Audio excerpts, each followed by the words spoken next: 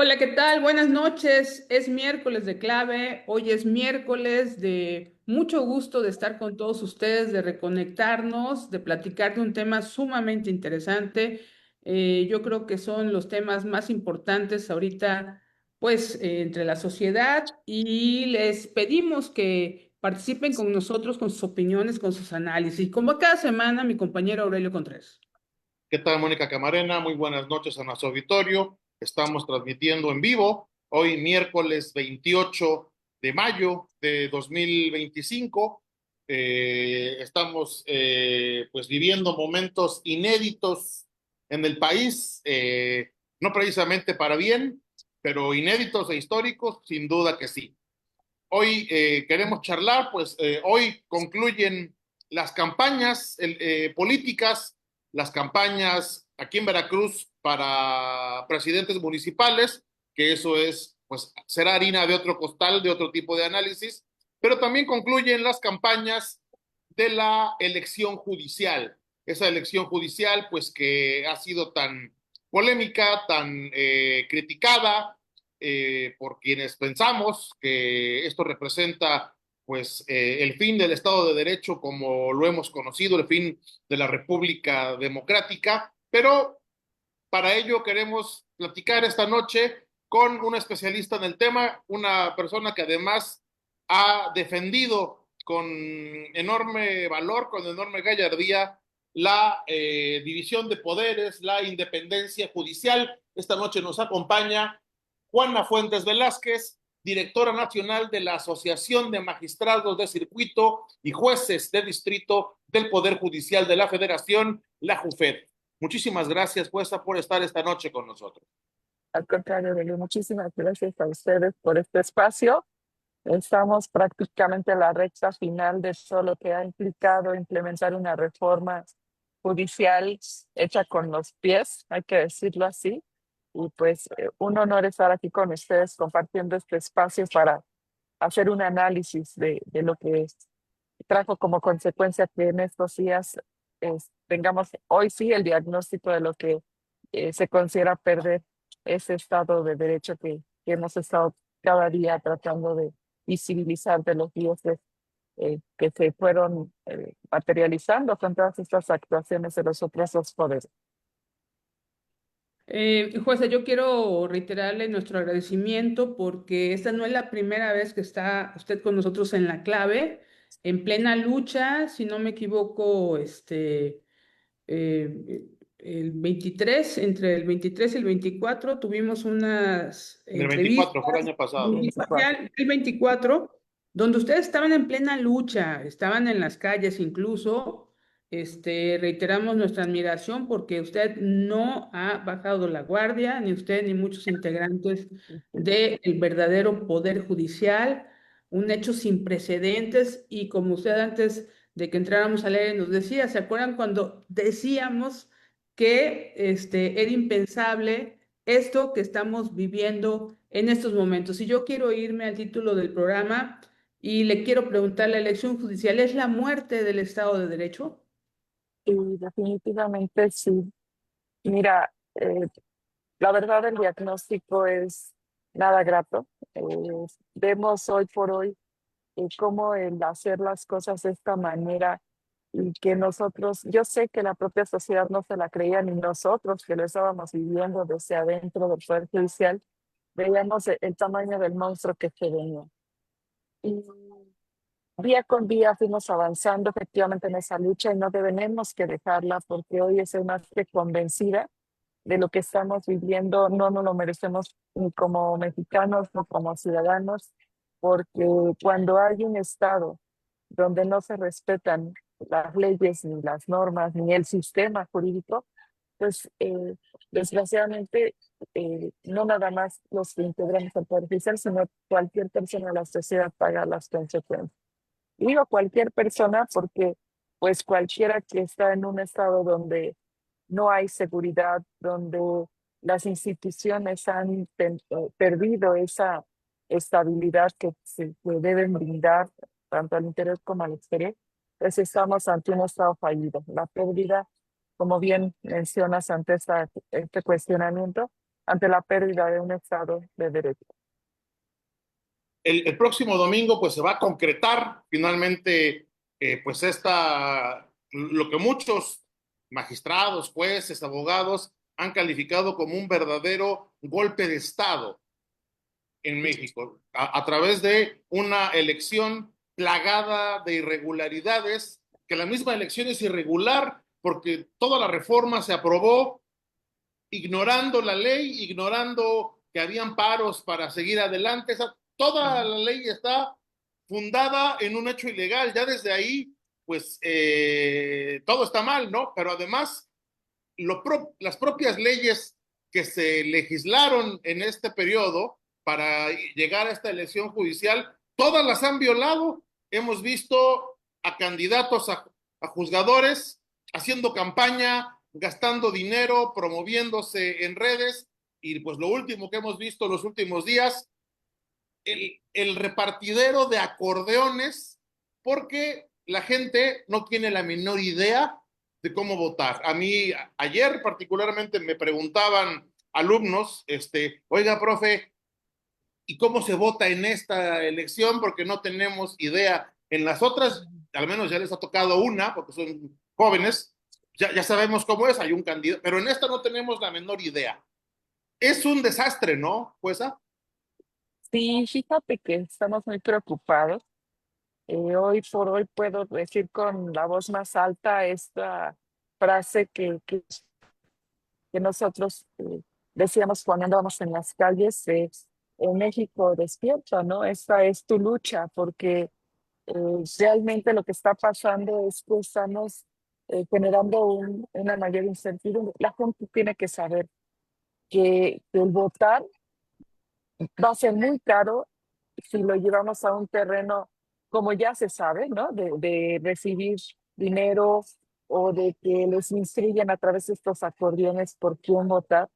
Y digo muy claro porque estamos dándonos cuenta de que no hay una verdadera información sobre quiénes son los candidatos, no hay ningún mecanismo que te dé la tranquilidad de saber que por la persona que vas a ir a votar realmente sea un juez que imparta justicia, ¿no? Entonces,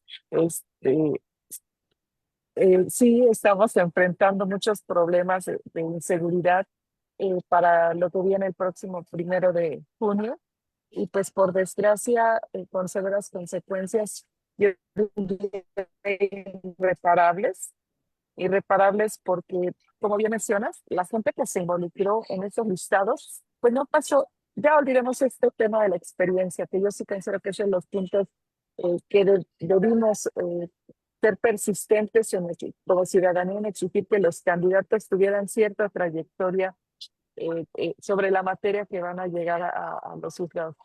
Pero voy más allá, el tema ético, el tema que realmente representa que un juez se va a resolver sobre mi libertad, sobre mis bienes, sobre una pensión alimenticia de mis hijos, sobre la libertad de mi familiar que detuvieron de manera ilegal, que sea una persona por lo menos que éticamente tiene una trayectoria eh, proba, ¿no? Pero no, dejamos este requisito de lado y queriendo hacer un ejercicio de buena fe, sin pasiones y sin objetiva, tú abres las listas de los candidatos y te das cuenta que tan solo para revisar de las candidaturas de los 64 candidatos a ministro, te lleva más de 3 horas en lo que estás abriendo cada una de las biografías y únicamente la referencia ahí es un perfil profesional. Dejó de lado todo esto que muchas veces necesitamos para poder tomar una decisión tan importante como es un voto. Yo sí creo que el voto debió ser informado y pues desgraciadamente hoy vemos que nadie está tomando con esta seriedad el tema de la elección. Y lo digo en serio porque tengo compañeras que muy respetable, no compartida, pero respetable la actuación de ellos van a participar. Y me comentaban que yendo por las calles tratando de platicar con la gente, pues lo primero que les dicen es, ¿y usted no trae despensas? O sea, están desinformados. O bien les dicen los líderes de las colonias, ¿no? pues mira, aquí te sale el voto entre 300 y 500 pesos, ¿cuántos quieres? ¿No? O sea, realmente como sociedad tenemos que desvalorar eh, nuestro voto por las consecuencias que esta elección va a representar. Yo pondría ahí ese interrogante. Es un tema verdaderamente serio, lo que pasará el día negro, ¿no? Del 1 de junio. Absolutamente. Jueza, lo platicamos en su momento, en la primera entrevista que usted nos concedió, de que todos sabíamos que sí se requería reforma del Poder Judicial, lo sabíamos todos, los que estaban adentro, los que estábamos fuera, Sí. pero no era de esta manera. Es decir, eh, la elección, por supuesto, que no va a permitir por mucho una mejor impartición de justicia. Y yo quiero que usted nos lo detalle un poco más. Sí, mira, desgraciadamente esto es algo inminente. No porque lo diga yo en el sentido de estar viviendo lo que pasa al interior del Poder Judicial, pero creo que sí vale la pena compartir la experiencia que estamos viviendo desde adentro.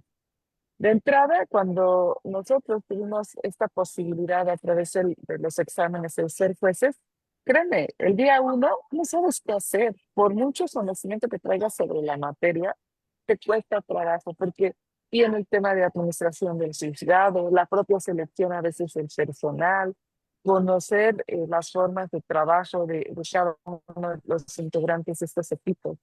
Y por qué no decirlo, hasta la expertise que tiene cada uno del personal. Ese es un primer punto muy importante. El segundo, que evidentemente tiene que ver mucho con la carrera judicial, es el cúmulo de conocimientos jurídicos sobre una materia. Yo he estado siempre en la materia de trabajo y te puedo decir, pues yo puedo entender la ley al derecho y al revés, pero ya llegar a una audiencia y tener que resolver un conflicto no es sencillo. Por ello, pero sin pasiones, todo lo contrario. Creo que día a día hemos ido madurando estos mensajes que dimos en un principio, el por qué nuestra posición era que no era la forma de beneficiar al Poder Judicial, porque efectivamente sí hay una necesidad de mejorar los sistemas de impartición de justicia.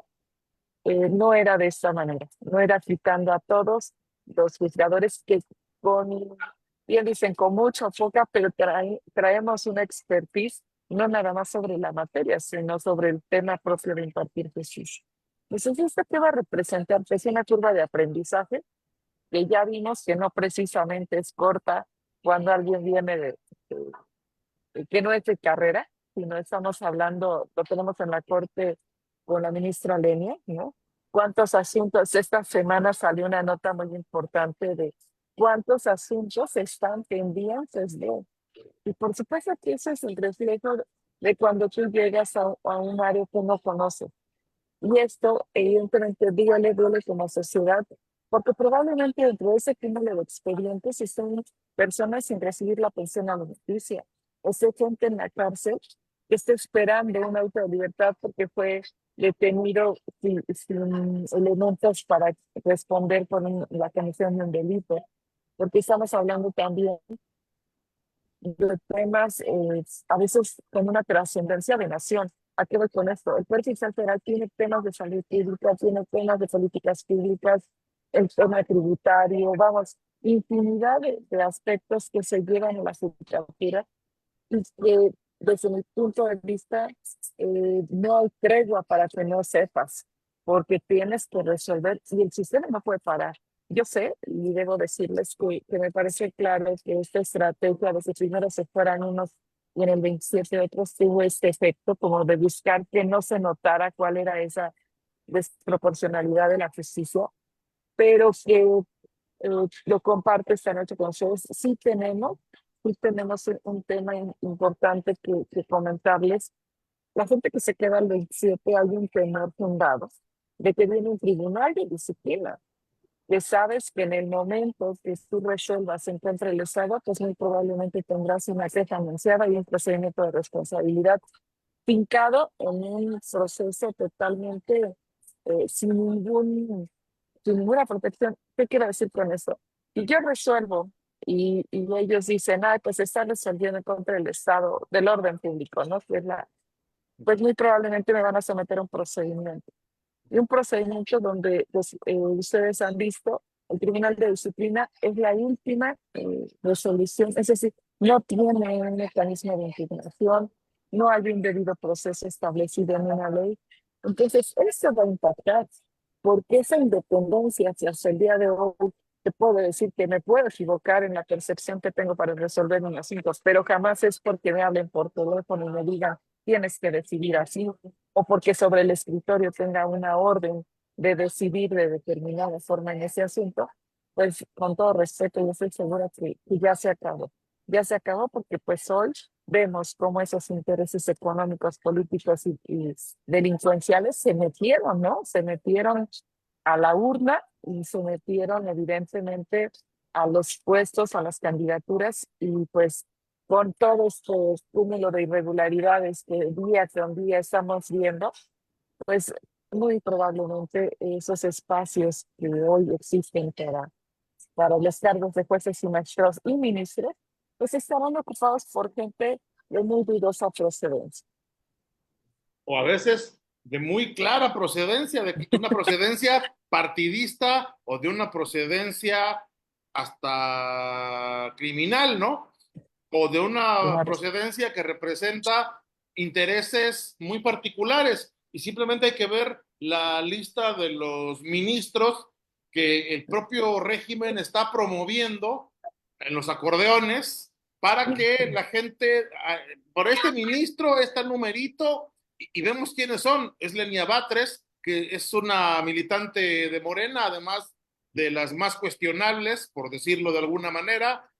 Esta ministra Yasmín Esquivel, que a pesar de los pesares, la van a hacer que llegue con todo y la fundada sospecha de que plagió su tesis, para decirlo claramente, o este otro señor, César Gutiérrez, abogado de un militar acusado de crímenes de lesa humanidad y además hijo de otro militar acusado de estar coludido con el narcotráfico. Qué elenco, ¿no? Y desgraciadamente, hoy sí, hoy sí vamos a poder decir que la justicia está plagada de corrupción y además por personajes que no les importa el país, que no les importará el conflicto en específico que estén analizando, sino cómo enriquecerse. Y lo digo abiertamente porque el perfil no da para opinar de otra forma. A ninguno de los candidatos, y le digo también abiertamente, le está importando el poder judicial. Incluso, perdón por mis compañeros, pero es una realidad. Yo no puedo creer que hoy anden en las calles, traigan el megáfono, cuando eso se requería antes. O sea, es decir, pensar en un bien común era antes. Hoy me queda claro, lo hacen por un interés personal, reitero, respetables, pues se les acaba la vida en este contexto económico profesional. Eso sí es una realidad. Pero yo creo que tenemos que pensar más en país. Este sentimiento patriota, yo sí creo que lo debemos tener, porque no es que pierda mi trabajo, estoy perdiendo mi Estado de Derecho. ¿Y qué es el Estado de Derecho? Pues es vivir en un mundo de libertades y que si yo no ajusto mi conducta y cometa algún ilícito, pues me van a meter a la cárcel, pero me van a meter a la cárcel con un debido proceso, por leyes previamente establecidas. Vamos, creo que eso está lamentablemente en un hilo a punto de perderse con la elección del próximo 1 de junio. No hay ninguna tranquilidad. Yo no viviría, si tuviera que dar mi voto en un terreno de corrupción, yo no tendría el valor de por cierta cantidad comprometer a mi país a lo que se viene. Porque así como hoy vemos, y hay que ser honestos, qué está pasando en un mundo de inseguridad como el que vivimos día con día, asaltos, muertos en las calles, esto se va a potencializar de manera irreversible. ¿Por qué? Porque pues sé que para mí va a ser muy fácil delinquir si sé que mi amiga es la jueza y me va a dictar un auto de libertad. Es decir, hemos perdido de verdad el Estado de Derecho. Jueza, yo le quiero preguntar, y es algo que yo también le reconozco porque le he dado seguimiento, y es esta lucha que han hecho a través de su persona en instancias internacionales desde el 2024, tengo entendido, decidieron incluido el uno. ¿Nos puede contar un poco de los avances, si se puede hablar de avances en las instancias Sí, internacionales? sí, claro que sí. Mira, te voy a ser muy honesta, Mónica. Hemos tenido que hacer, tocar las puertas del vecino, digamos así, o de los vecinos, ¿no? A ver, aquí tenemos un tema bien importante. La propia Constitución reconoce la posibilidad de que cuando el derecho no está reconocido dentro de las leyes, la Constitución, hay un bloque de constitucionalidad que reconoce todo aquello que se usa en los tratados internacionales o convenios por estas organizaciones, la ONU, la Comisión Interamericana, la Organización Internacional del Trabajo y aquellos organismos que han destinado su labor a la protección y defensa de los derechos humanos.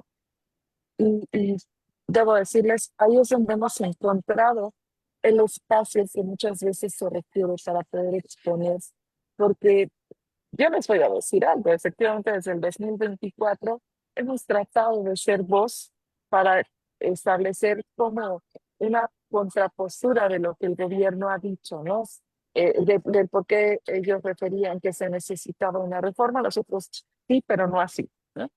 Y cómo vas encontrando ese camino, pues desafortunada o afortunadamente solo en organismos internacionales, donde incluso México es parte de muchas veces de esos tratados o acuerdos internacionales que no podemos soslayar como país miembro de un continente o de estas agrupaciones, pues se compromete a observar. Eh, lo digo con agrado en el sentido de que efectivamente vas tocando puertas, se abren y vas confirmando que tus convicciones, no políticas, porque ahí sí lo debo decir, creo que nadie de los que esta lucha nos sacó a las calles, nadie tenía en el radar tener un reflector, ¿no? O tan solo tener un micrófono en la mano. No, no, no era así. Nos sacaron a las calles a defender algo que traemos de vocación y es este tema de la independencia judicial. Entonces hemos tocado esas puertas y con gratitud lo digo, se abren. ¿Qué enfrentamos? Pues que a veces hasta nos digan traidores a la patria. Yo diría que es mayor traición comprometer o usar el eslogan de esto es por el pueblo y para el pueblo, cuando realmente todas esas reformas que se han estado construyendo, más allá de beneficiarles, yo sí estoy convencida que le perjudican a la sociedad, al pueblo. Entonces, sí, hemos transitado por la Organización de las Naciones Unidas, hemos transitado los recursos o mecanismos que establece la Comisión Interamericana de Derechos Humanos. Estamos ya por algunos juicios están iniciándose ante la Corte Interamericana de Derechos Humanos. El Parlamento Europeo, con gran preocupación les digo, no tenía mucha noticia de lo que pasaba en México. ¿Por qué? Porque pues justo quien lleva esa actividad política y diplomática, pues es los otros dos poderes. Nosotros no tenemos dentro de nuestras actividades esos espacios. Sin embargo, a través de la organización que represento se han buscado esos espacios, se ha difundido porque la intención también es que esto no se replique en otros países o que los estándares que ellos tienen en estos temas de independencia, nosotros nos podamos apoyar en ellos para hacer una crítica constructiva de lo que implica esa reforma judicial. Y fíjense que hoy les comparto con también dentro de los escenarios que nos enfrentan a 3, 4 días de la elección, con satisfacción de que ese trabajo que se realiza en la defensa de la independencia de la carrera judicial se ve reflejado. Hoy la FLAM, que es la Federación Latinoamericana de Magistrados, nos admitió como miembro de esta agrupación. Y es una agrupación que se integra por diversos juzgadores, bueno, asociaciones de juzgadores de diversos países de América Latina y que han estado en esta lucha constante por el tema de la independencia judicial, porque también un escenario no grato es ver que los países de América Latina también tienen sus problemas con el tema de la independencia. Por tan solo mencionar algunos, se encuentran cómo justo los poderes políticos pretenden designar a los integrantes no al grado de lo que pasa en México con el voto popular, porque el voto popular es solo una simulación, pero sí con mecanismos de intervencionismo que ellos le llaman, pues a los ministros, a los magistrados, más allá de privilegiar eso de la meritocracia, de la carrera judicial, los seleccionan, digámoslo así, de dedazo. Otros por el tema presupuestal los ven limitados y entonces ya no pueden cubrir esas tareas de impartición de justicia en los términos que las propias leyes establecen. Es decir, una serie de violaciones a la independencia judicial que el escuchar en estas asambleas que es un problema que decíamos parece virus, ¿no? Se va contagiando, se va propagando, cuando realmente aquí tenemos algo que a pesar de que es algo histórico, yo sí creo que genera tranquilidad y que es la división de poderes, los pesos y contrapesos. Entonces, cuando empezamos a escuchar cómo se va regionalizando el problema, pues este tipo de asociaciones muestran preocupación. México es una preocupación para ellos, porque dicen que podría generar un efecto del virus, ¿no? De que eh, gobiernos autoritarios pues digan, vamos a copiar esta forma de nombrar a los jueces para tener el control total. Y por supuesto que eso no le viene bien a ningún país y mucho menos a ninguna persona. Entonces sí es preocupante y pues el escenario uno es que agradezco que este tipo de organizaciones preocupadas por lo que pasa en México permiten la incorporación de mujer como un referente también en la defensa de la independencia judicial en México.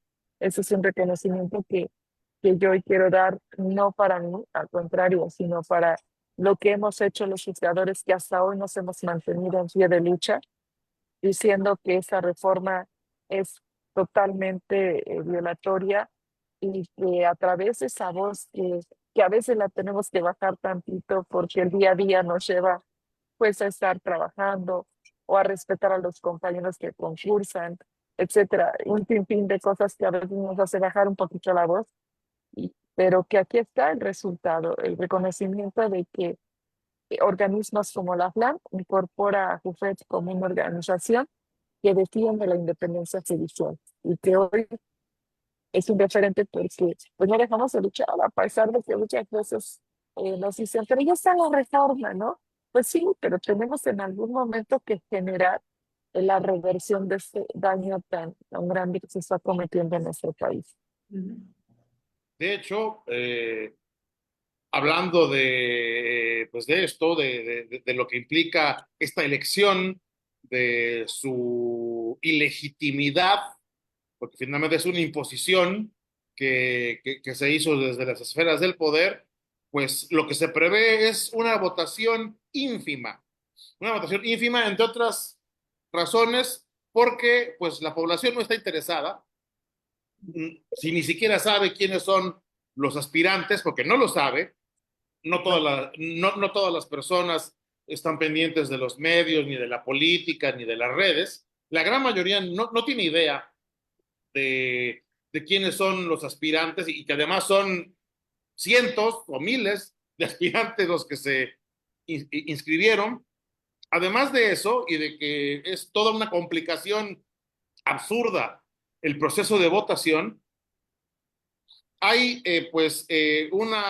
un fundado sentimiento de que no hay que avalar pues lo que implica la destrucción de la división de poderes, la destrucción del Estado de Derecho, y grupos de académicos, grupos de intelectuales, de empresarios, incluso de medios, han llamado a abstenerse, a no votar en esta elección, y el movimiento, pues, si bien tampoco es que haya crecido desorbitantemente, ha permeado, tan ha permeado que ha provocado reacciones desde los círculos de poder. Hoy leía una declaración de un señor que debería estar pues revisando cuestiones de evasiones fiscales, y de lo que está hablando es de política. Me refiero a Pablo Gómez, el titular de la Unidad de Inteligencia Financiera,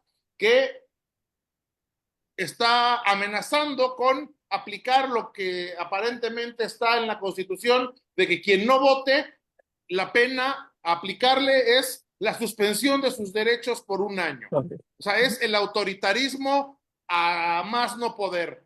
Pero bueno, de este señor sabemos que ha sido un vividor de la política toda su vida, pero la misma presidenta del Presidenta. Tribunal Sí. Electoral del Poder Judicial de la Federación, Mónica Soto, salió a emitir posiciones políticas calificando de antidemócratas y casi casi de apátridas a quienes en su derecho decidan no participar en esta elección. ¿Y por qué?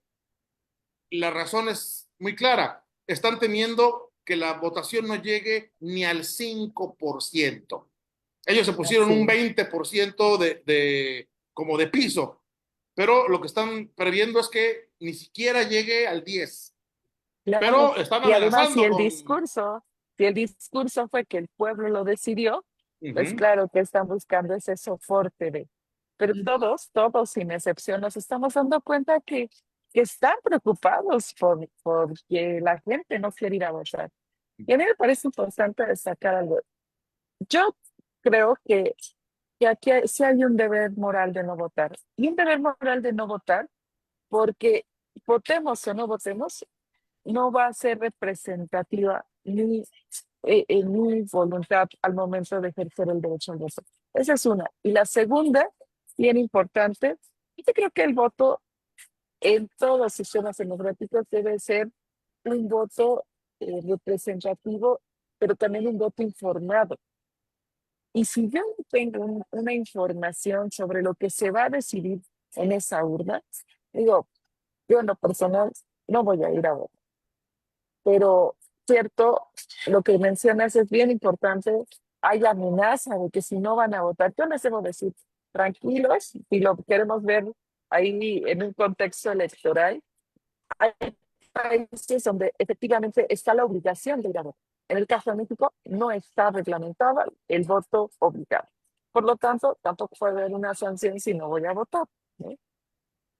Cierto, se habla hoy de amenazar a que aquellos que están llamando al no votar, pues yo diría, preocúpense más bien porque pues sus candidatos que están proponiendo, en un momento dado no les vayan a dar el bolsón de que pues tú me apoyaste y ahora yo ya me empoderé, ya llegué y pues no te obedezco, ¿no? Porque el voto, ahí hay que reconocer, empodera al candidato. Ujú.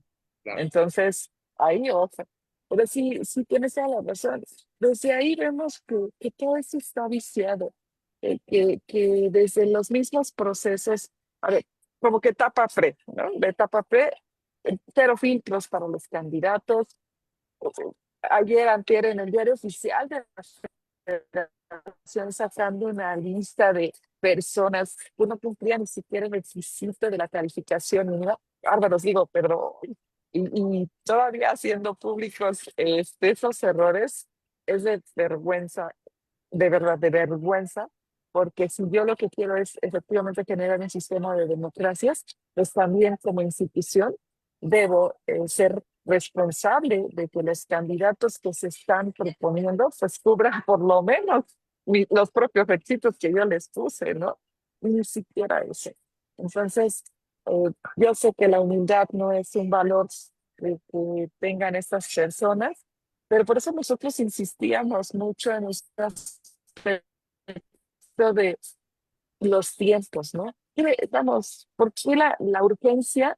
E incluso yo lo he escuchado y con mucha reflexión de qué hacemos como Estado. ¿Por qué destinar un dinero que no se tiene en una elección fallida cuando hay necesidades para nuestros niños con cáncer, hay necesidades para tratamientos de hemodiálisis? O sea, vamos, el tema de salud pública es grande y justificaría un gasto público, ¿no? Pero vamos, estos capítulos yo sí creo que le cuestan muy caro eh, a la sociedad. Se destinan recursos hacia otro lado. Yo escuchaba a los maestros, ¿no? En su reclamo. y sé que podemos tener posturas diferentes y ahí está la libertad de expresión también, pero no es como tan a la ligera. Yo tengo compañeros o amigos que son maestros y dicen, ¿viste qué vacío? Ya les están dando el 9%, ¿no? Y yo digo, ¿y en pesos cuánto es ese 9%? Realmente son cantidades que en proporción a cómo se ha estado encareciendo la vida en este país, pues yo diría pausa para ser tan, es decir, se ha denostado tanto la labor de juzgar que cualquier cosa la juzgamos de manera muy sencilla, cuando creo que tienen trasfondos muy importantes.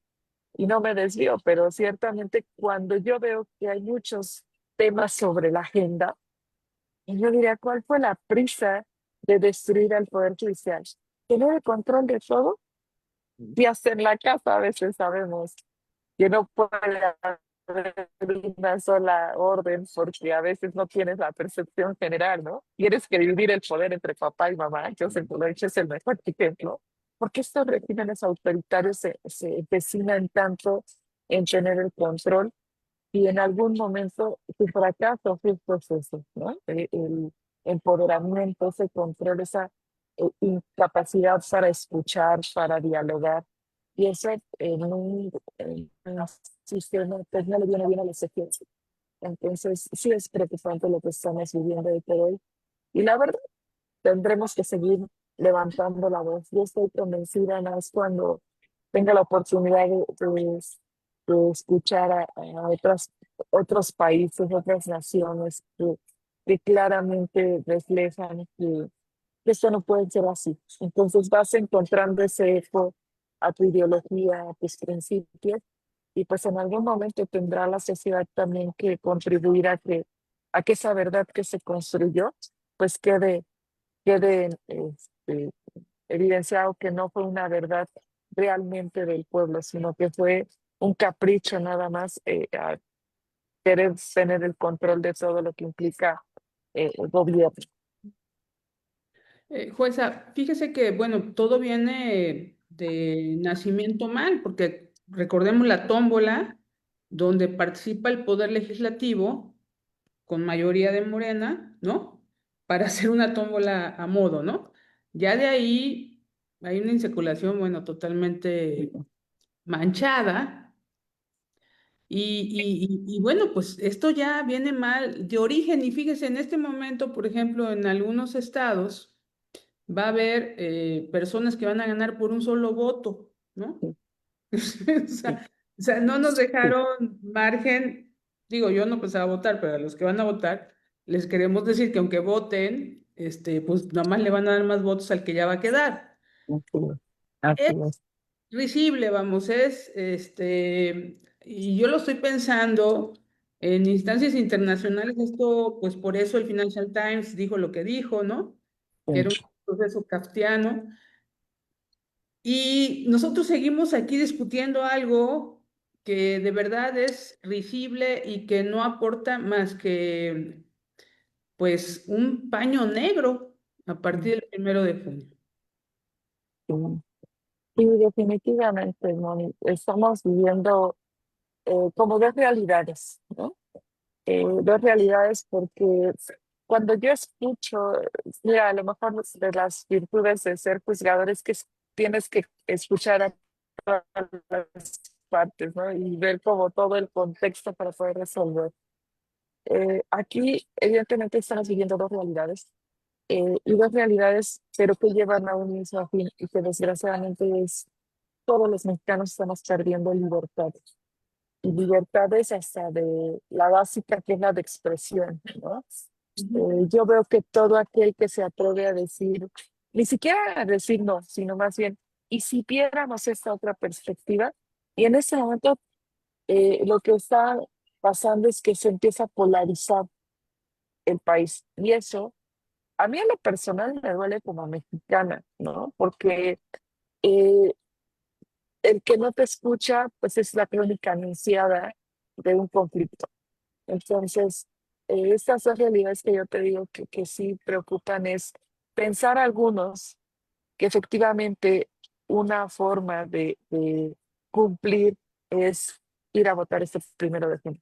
Y hay otro sector que considera, y estamos totalmente convencidos, que no nada más la democracia de un poder judicial se va a cumplir a través de la elección de los titulares con el voto, ¿sí? Y sobre todo si no es informado. Pero afortunadamente también debo decirte que gracias a estos espacios como el que ustedes nos abren, porque los medios sin duda también juegan un papel fundamental en transmitirle a la sociedad qué es lo que está pasando.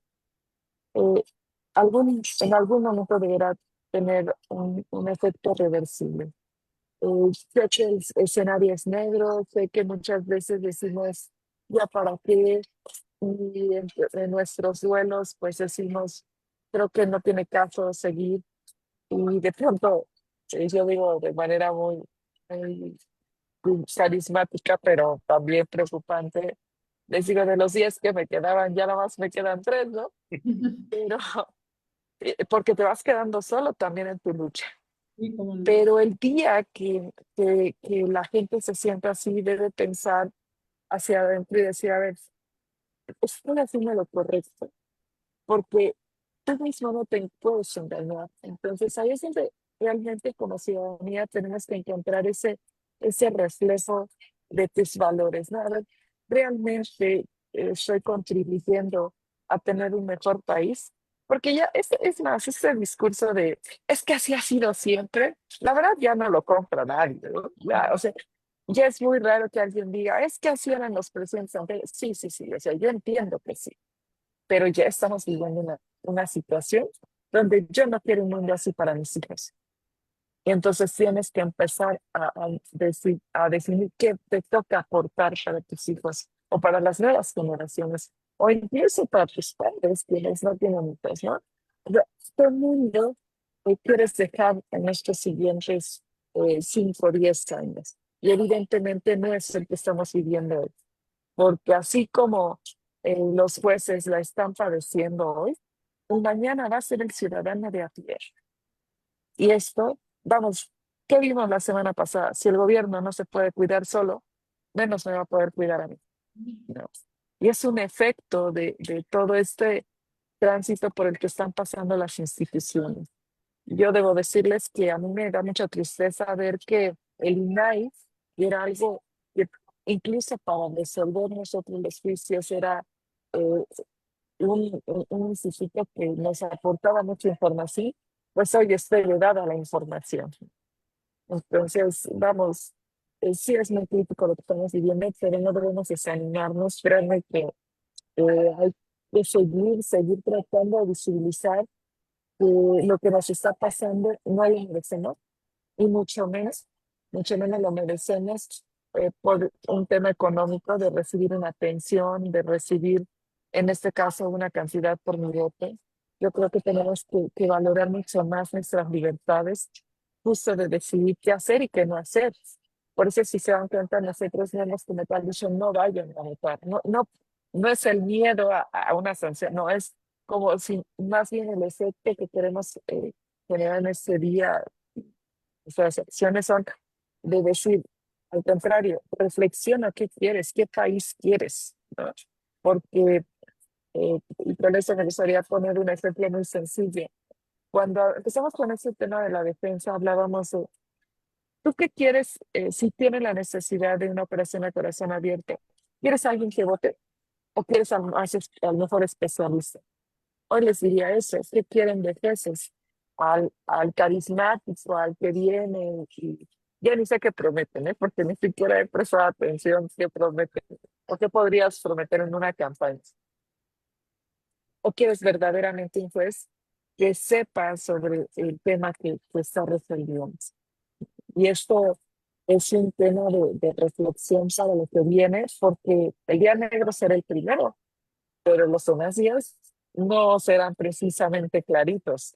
Muchos días grises tendremos que transitar y pensar qué queremos, porque reitero, no estamos en el mejor momento como país. En ese mismo sentido, yo quisiera insistir en el tema del autoritarismo y cómo eso va a influir en la impartición de justicia, porque pues ya vimos que antes de la elección de los jueces, un sujeto que por alguna malhadada jugada de la vida y de la historia es hoy en día presidente de la Cámara de Senadores y que usó todo el poder del Estado para someter y humillar a un ciudadano que se atrevió a increparlo. Lo obligó en el Senado de la República que le fuera a pedir disculpas. Un tribunal de escarmiento al estilo de los de la Unión Soviética. Una cuestión inenarrable. Sí, Y eso sucedió antes de la elección.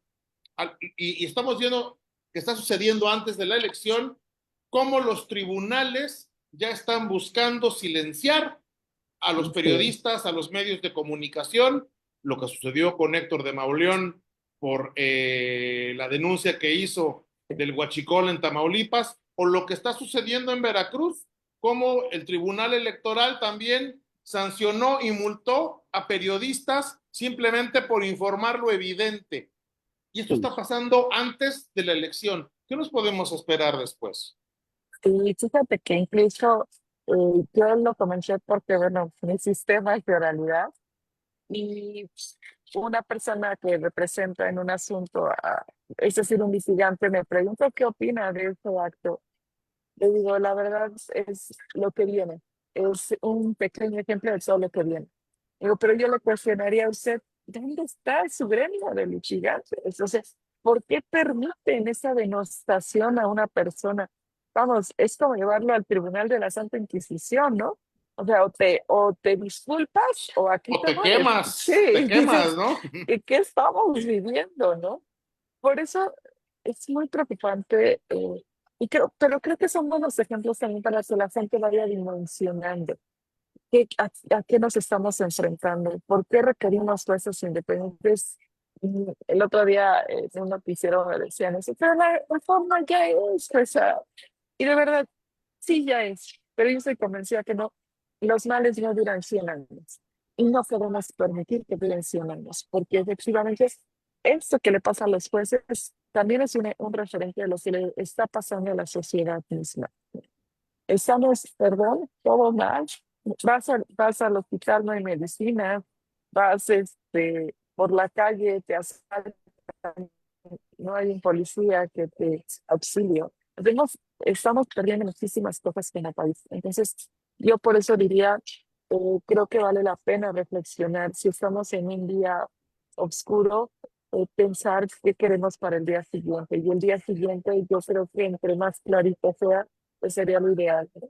Y para eso podemos luchar todos. Por eso mi voto no puede representar 200, 300 pesos, una despensa o una indicación que por el hecho de que te digan, eh, pues se pueden perder los programas sociales si no votamos, ¿no? Yo creo que es algo mucho más profundo de reflexión y lo digo porque pues siempre mi materia va a ser derecho del trabajo desde la trinchera que me toque vivirla, porque pues muy probablemente no será siempre como juzgadora, y eso estoy convencida de eso, pero el trabajo te dignifica. Y algo que también estamos perdiendo en el país es ese amor por el trabajo. Estamos generando una sociedad, y lo digo con el mayor del cariño que le tengo a la sociedad, estamos perdiendo hasta el amor al trabajo por dádivas que representan, pues sí, tal vez una salida económica presente, pero no futura. Yo quiero ver a mis hijos con una carrera profesional y no por un programa social mis hijos lo van a tener. Yo tengo que trabajar para darles esa oportunidad de vida. ¿A qué voy con esto? La gente tiene que estudiar, la gente tiene que trabajar para ser mejores cada día. Es donde descansa la dignidad humana. Y entonces, pues por eso tendremos que luchar. Desde que hemos transitado también por es decir, se ha modificado hasta nuestra forma de vida. ¿Por qué? Porque la gente hoy por hoy veo que empieza a creer que es mejor recibir una cantidad que ir a trabajar. Pero no nos confundamos. El tema de la dignidad es que me enseñan a pescar, ¿no? Yo no quiero el pescado. Y esto es un principio básico, si bien quieren religioso, social, no lo sé, pero yo todas las noches antes de dormir me pregunto, ¿cómo podemos lograr esta sociedad que se ha generado tan polarizada, porque incluso ha tenido un efecto hasta nocivo en el sentido de decir, ¿por qué él tiene dinero y yo no? Bueno, pues porque él trabaja, él ha generado, él tuvo la inteligencia y eso no me debe impactar a mí. Al contrario, yo debo luchar por crecer profesional y económicamente. Y hoy hasta ese derecho me están quitando al momento de generar como esa inadversión contra la gente que tiene el dinero, ¿no? Y eso sí preocupa y sé que me distraigo un poquito del tema, pero es que intento que la gente que nos escucha diga, no es que están defendiendo sus privilegios, estamos defendiendo realmente lo que está pasando, lo que está viviendo el país. Y no es un tema fácil que se va a resolver en una urna hoy el 1 de junio. Porque ya vimos que el acordeón es el mejor ejemplo de, vamos, hasta en eso me están imponiendo, ¿no? Y qué bueno, esos números representarán gente con una trayectoria que me va a garantizar un juez independiente. No es así, al contrario, es quien se ha ido a someter y a decir, no te preocupes, si ponme de juez, yo resuelvo como tú quieras. Digo, ¿qué mayor mensaje se puede tener con un número ya hasta impreso en un acordeón? Jueza, hablando de derechos, yo le quiero preguntar, bueno, pues nos enteramos de manera muy desafortunada que el Estado no les cumplió con las liquidaciones a los integrantes del Poder Judicial, eh, que les habían prometido, por cierto, ¿se acuerda cuando estaban en esas promesas tan largas, con tal de Sí. aprobar la reforma judicial y que todos van a ser liquidados y todos van a ser remunerados? ¿Cómo va eso? Y fíjate que qué bueno que incorporas esta pregunta a nuestro día, a nuestra charla, porque estamos padeciendo un tema justo de incumplimiento. A ver, muchos compañeros toman la decisión firme y convencida de decir, yo no voy a participar, yo declino. Y aquí está un escrito de declinación, porque así está dentro de la reforma, ¿no? Que aquel que decline se le pagará una compensación de 3 meses y 20 días por año. O bien aquellos que en su momento decidan participar y no ganen la elección. Bueno, al día de hoy tenemos presentadas pues alrededor de, yo creo que unas 500 declinaciones. Eh, y ¿saben qué? No se ha pagado una sola. Entonces, ¿esto a qué obedece? A que días previos, pues la presidenta destinó el recurso de donde se iban a pagar esas compensaciones, lo destinó a otros fines, no sabemos, desconocemos cuáles son, pero que se está incumpliendo con algo que ellos mismos prometieron. Y yo ahí sí voy a hablar con mis compañeros en un terreno humano, de que personas que deciden declinar y que llevan más de 20 años, porque casi todos llevan más de 20 años en la judicatura, el mínimo vital es que se les pagara esa compensación, porque estamos hablando de personas que mínimo 3 meses saliendo de la función no han tenido un ingreso para sufragar sus gastos de alimentación, colegiaturas de los hijos, una forma de vida, ¿no? Entonces ahí yo sí hablo con conocimiento de causa, no se vale. No se vale porque me parece que están todavía una mayor revictimización a los compañeros, una doble afectación. Vamos, no creo que se fueran preferibles, ¿no? Porque, ojo, y aquí algo que hemos también resaltado es los que están participando, fíjense cómo se dan las violaciones a los derechos humanos. Los que van a participar, ellos no van a tener ni siquiera derecho a una indemnización porque 9 años y a lo que tendrán derecho es a proponerse nuevamente como candidatos. Pero algo por lo que trabajamos muchas personas es pensando en el título. ¿De qué vamos a vivir cuando ya no tengamos una actividad como es en este caso, pues laboral, ¿no? Para el Poder Judicial. Entonces, un mínimo vital de las personas que han decidido declinar, pues es que se les pagaran sus indemnizaciones. Y ahí, pues sí tenemos un tema, hemos estado solicitando al Consejo de la Judicatura, que es hasta hoy todavía el órgano de administración, que se pague que se cumpla con este pago. lo que nos informa el Consejo, el dinero ya no lo tiene, ya no está dentro del, digamos así, del presupuesto, dentro del dinero que tiene el Poder Judicial. Entonces ahora hay que hacer presión entre estos actores políticos, que son los que definen el tema presupuestal, para que se destine esas cantidades para el pago de los compañeros, cuando ni siquiera tendríamos necesidad de estarlo exigiendo, sino ya reconocido ese derecho o ya ellos lo determinaron, pues pagarlo, ¿no? A ver, ya te vas, aquí está tu liquidación. Pues no, al día de hoy tenemos tristemente incertidumbre para mis compañeros en que no han recibido la cantidad que se promete y que tampoco tienen un mecanismo seguro para agotarlo y poder obtener el pago, pues en forma, ya no les digo inmediata, sino en el tiempo que por lo menos de aquí a que lleguen los nuevos juzgadores, pues se les pueda pagar. Volvemos a lo que decíamos, si no son capaces de cumplir ya no solamente lo que prometieron, lo que legislaron, lo que ellos Eso. mismos aprobaron, pues ¿qué podemos esperar? Y mi pregunta, y con la cual cerraríamos, pues a Juana Cuentas, a quien nada más le agradecemos mucho que nos haya concedido este tiempo, porque nos comentó que está en Quito, en Ecuador, Así es. un poquito lejos de aquí, así que pues, con más razón le agradecemos. ¿Qué podemos esperar o qué va a pasar o qué es previsible esperar que pase a partir del 2 de junio con juzgadores elegidos previamente, palomeados desde antes, con los que además ni siquiera va a haber certeza de que se haya votado por ellos, porque los votos no los va a contar la ciudadanía, los van a contar en alguna oficina, ya nos van a decir, ganaron estos, y como una semana después, o sea, una elección sin el mínimo de certeza democrática que debería tener cualquier elección como lo que se han hecho en México los últimos 30 años.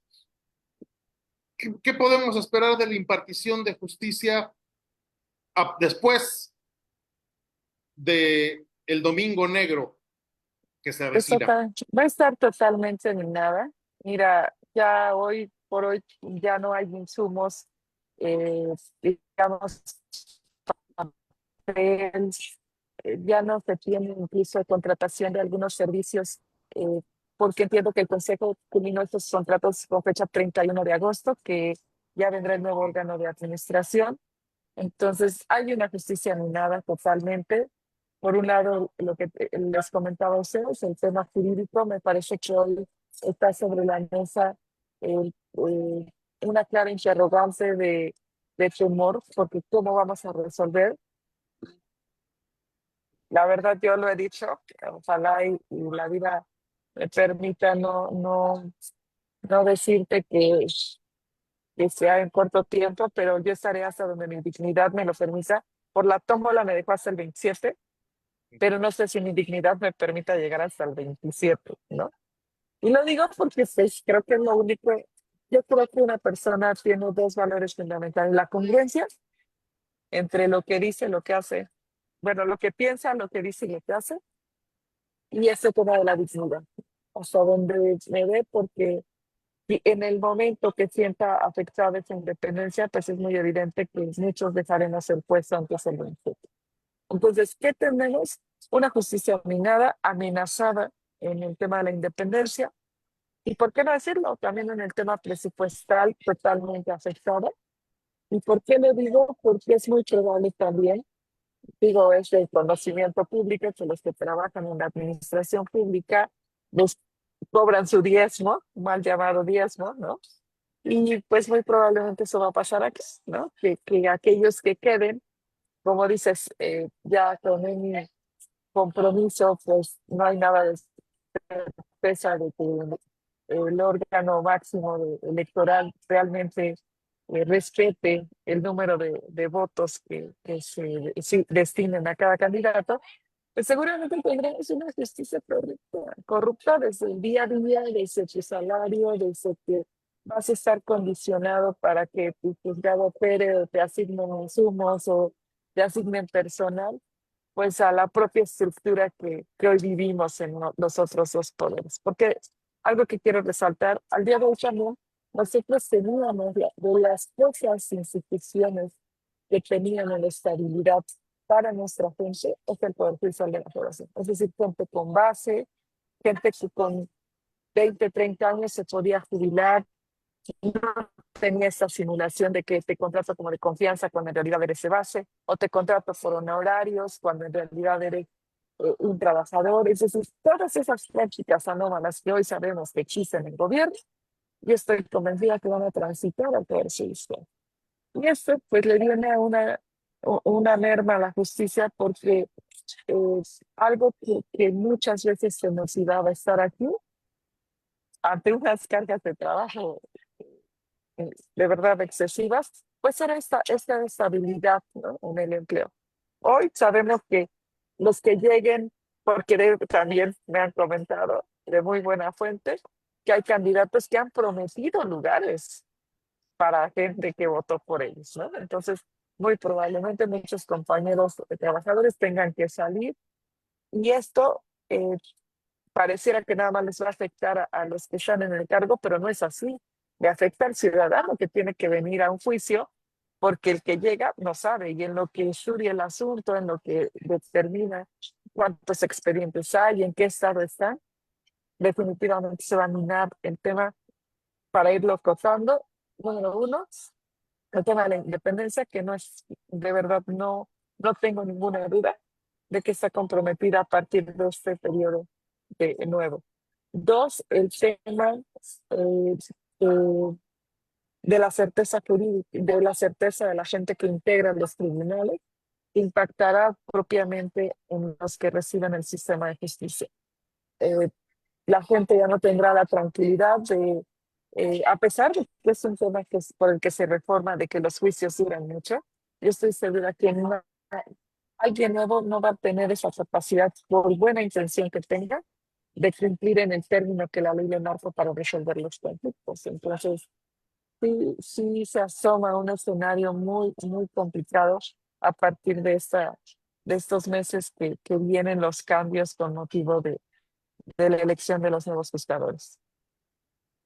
Pues a Juana Fuentes Velázquez, le queremos agradecer de verdad muchísimo, reiterarle ese agradecimiento por habernos concedido estos minutos esta noche. Sin duda, pues muy esclarecedor pues de lo que además de una farsa, de una simulación, pues en realidad representa una tragedia, una más para nuestro país, ¿no? Porque si de por sí, pues estábamos bastante indefensos ante el poder público, los poderes fácticos, pues ahora vamos a estar a la buena de Dios casi, ¿no? Entonces, pues, Entonces, ¿qué quedará? Pues, por lo menos, seguir alzando la voz y que es precisamente lo que buscamos hacer con abriendo el espacio para voces como la suya, que es muy importante que se escuche. De verdad, muchísimas gracias.